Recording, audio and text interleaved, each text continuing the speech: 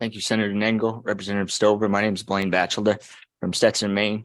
I'm speaking in support of HB 1058. If the debates that took place on the sweltering summer of 1787 never took place, would the country be better or worse off? Debates are fundamental to a good governing body, as you all do every day for the betterment of the state of Maine. If we didn't allow debates to take place, could we still consider ourselves a constitutional republic?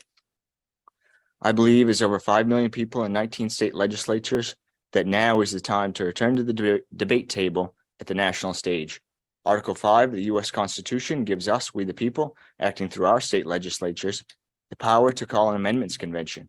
This amendments convention would be limited to debates, amendments pertaining to term limits, fiscal restraints, and reducing the size and scope of the federal government.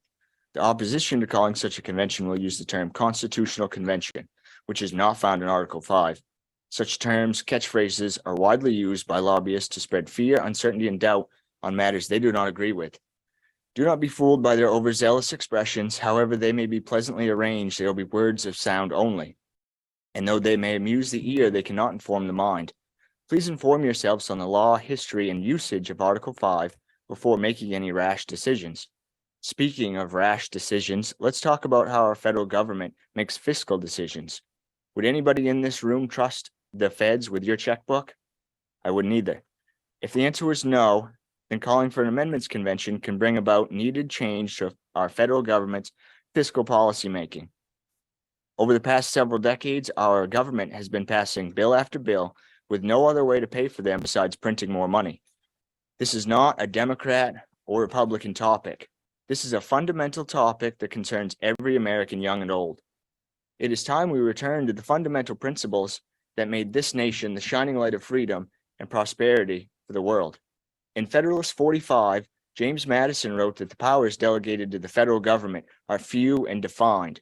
The powers reserved to the states will extend to all objects which in the ordinary course of affairs concern the lives, liberties, and properties of the people.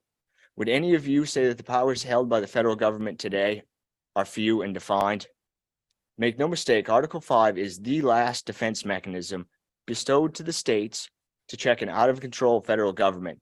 Now, with 31 plus trillion in debt and no sign of righting the wrong, it is not the time to let fear, uncertainty, and doubt by a few overeducated lobbyists bind our hands and allow the federal government to spend us over the looming financial cliff.